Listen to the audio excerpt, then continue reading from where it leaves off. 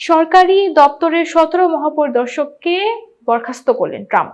যুক্তরাষ্ট্রের বিভিন্ন গুরুত্বপূর্ণ সরকারি দপ্তরে নিযুক্ত 17 স্বাধীন মহাপরিদর্শককে বরখাস্ত করেছেন প্রেসিডেন্ট ডোনাল্ড ট্রাম্পের প্রশাসন।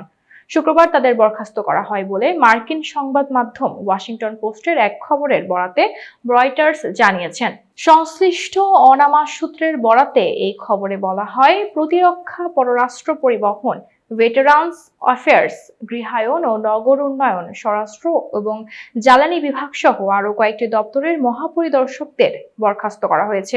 এসব কর্মকর্তাদেরকে বরখাস্ত করার ঘটনায় ফেডারেশন আইন লঙ্ঘন হয়েছে বলে মনে করা হচ্ছে। কারণ মহাপরিদর্শকদের বরখাস্ত করতে হলে মার্কিন কংগ্রেসকে 30 দিন আগে জানাতে হয়।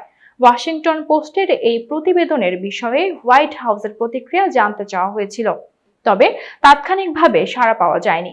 যুক্তরাষ্ট্রের সরকারি দপ্তরে মহাপরিদর্শক একটি স্বাধীন পদ। মহাপরিদর্শকেরা অপচয়, জালিয়াতি এবং হয়রানির অভিযোগগুলো হিসাব নিরীক্ষা, তদন্ত ও যাচাই বাছাই করে থাকেন। প্রেসিডেন্ট কিংবা সংশ্লিষ্ট সংস্থার প্রধানের মধ্যে যিনি তাদের মনোনয়ন বা নিয়োগ দিয়েছেন, তিনিই তাদের বরখাস্ত করতে পারেন। এতক্ষণ বার্তা বৈঠকের সাথে থাকার জন্য ধন্যবাদ। নতুন নতুন তথ্য ও সংবাদ পেতে বার্তা বৈঠকের ইউটিউব চ্যানেল ও ফেসবুক পেজের সাথেই থাকুন।